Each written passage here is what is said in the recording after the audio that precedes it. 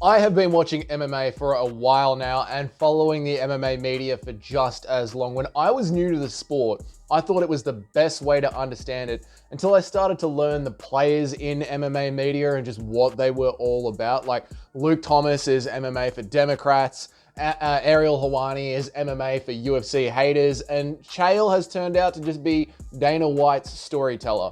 So in this video, I'm going to break down the way that I see Chael and hope that you lot can give me your feedback, which you always do, and I really appreciate because this is how I choose to interpret Chael. And if I'm wrong, I've been looking at him wrong for years now. Then I'm going to show you what Chael does and why he does it, using the most recent example I can think of, and it's two videos that Chael just posted. Well, by the time this video comes out, they'll be like over a day old, but very recent videos. And what he's telling you in those videos is that Belal is not getting a title shot next. Dana and the UFC need you to go along with why he isn't getting one, which for a lot of people will be very easy. They don't like Belal, but Belal does have some fans out there. So this is to help get their palate ready for what is to come next. Let's simplify this even more. Chael made two videos to say to us, the audience, the UFC isn't giving Belal a title shot next. This is a more exciting idea. Get excited about it, UFC audience.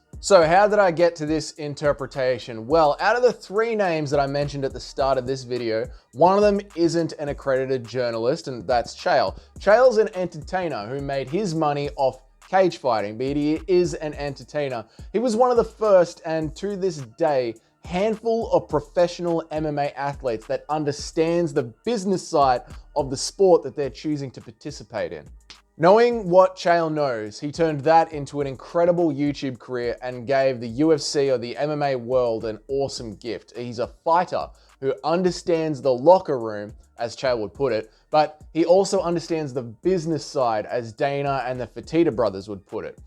And to them, to the UFC storytellers, that is a massive gift. He knows how to sell the script in a very real way, yeah? Like, look at Colby, okay? Colby is just too much WWE. It's like offensive to the ears after a while. You can only stand a little bit of Colby Covington at a time. But Chael always seems to know where the line of the fake WWE, how many W's did I just? He always seems to know where the line is, yeah, and still make it fun. It's not too overplayed when Chael does it.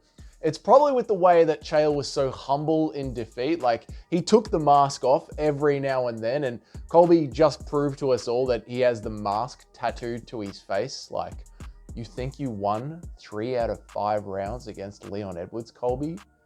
Really? God damn. Anyway, so Chael understands both sides of the coin that is this sport. And because of that, a big organization like the UFC would use something like that. And I believe that they do it all the time. And finally, we get to my example of the UFC have come up with a new storyline for Leon Edwards, and they're using Cheal Sonnen to help get it out there. Okay, so Leon Edwards has just won another boring decision. Apart from that one head kick against Kamaru Usman, he is a chronic decision machine. The most fun guy in that division, Colby, just proved to be our own Dylan Dennis. You've got and then you've got the true number one contender. He is so boring, I would rather watch Rose Esparza 2 again just to hear the commentary than see Belal in another fight. Now, no, I am not a Belal meat writer. I just pointed out that Leon is a hypocrite. It is Belal's turn. But we're here to make money, and Belal is the opposite of Chael and Colby. He cannot make money in this sport. Or should I say, he cannot make the organization money selling pay-per-views, all right? So now the UFC needs a story generated, and what do you know? Chael is there to plant the seed on social media as a independent voice. Yeah, he's released 2 videos now. Now, the first one that he released is called How Difficult is Leon Edwards to Work With? And this is breaking down Leon's 2 fights in his title run and why did it take so long to organize these fights. Then he goes on to point out that Leon Edwards wants to move up a weight class and isn't taking Belal, and the UFC obviously don't want to give it to Belal either. And he comes to the conclusion that it's Leon Edwards. Leon Edwards is so difficult to work with. And Shavkat is so good at finishing people. In fact, he's finished 18 out of 18 people. that Chael comes to a conclusion. Play the clip here, Doug. Announced in March and took 9 months to get to the ring. I don't know if that was on him. I don't have that evidence. I'm just suggesting for you if. And if it was on him, and if he is a headache, it could be that his next match is with Rachmanov. It would just be better for everyone if Leon's next fight is Shavkat. And that way half the problem of getting a Belal title shot is out of the way. Leon doesn't want to give Belal a shot, so Shavkat, he's there to finish Leon off. So come on everyone, it's Shavkat's turn. Don't worry Belal fans, it's a good thing. He'll definitely get the next shot. Then, half an hour later, he drops another video, and it's called Islam Makhachev Will Be a Welterweight. And the entire point of this video is that Leon wants to move up. So how can he deny Islam Makhachev wanting the same thing? And how exciting would Islam Makhachev be versus Shavkat? Just think of how many tickets that will sell at Madison Square Garden, you guys. But if we're going to take it from Belal to give it to a guy that's ranked lower, which would be Rachmanov, or we're going to allow a reigning champion to move up. If your number one goal is to just get the belt off the guy that has it, it would seem a very safe bet would be Islam. And I'm not predicting for you guys this is where it's going to go. I don't make believe for you that that's some kind of an incredible fight that we're all dying to see, but I will tell you as clearly as I know how to speak. You could take the greatest venue that the UFC played, Madison Square Garden, and you could put Islam in a title defense, because he will be champion, against Rachmanov. And now all of a sudden, you do have an incredible business reason. And now, in under 20 minutes, we have fixed the what's the next fight for Leon Edwards problem. Now, I know he said in that video, this isn't what I'm saying is gonna happen, mate. It's not what I'm saying is gonna happen.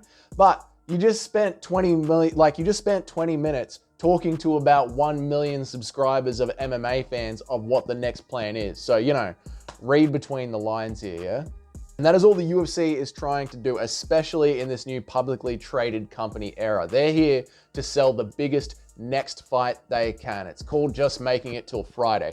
And doing that, they're just going to promise it to whoever deserves it next that just after this next one, you're definitely going to get the title shot, man. Merab Dvalishvili, you're going to get the next title shot, we promise. Yeah, Belal, just after this one, you'll get the next title shot. Just fight Gilbert Burns, and then you'll get the next title shot. Well, Leon Edwards needs to fight Shavkat. And Leon will finish, and Shavkat will finish Leon, and then you'll get the next title shot.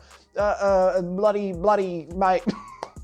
Tom Aspinall, fight for the interim title. Yeah, you're the interim title. Yeah, we'll figure something out, mate. We promise. We'll figure something out. Oh, John Jones is back. Tom Aspinall's stripped. That's all they're trying to do, is just sell the biggest next fight they can, and whoever actually deserves it, just promise them the world and hold them back until they're ready, and then see where the cards lie and what's the next biggest fight that we can do. Rinse and repeat.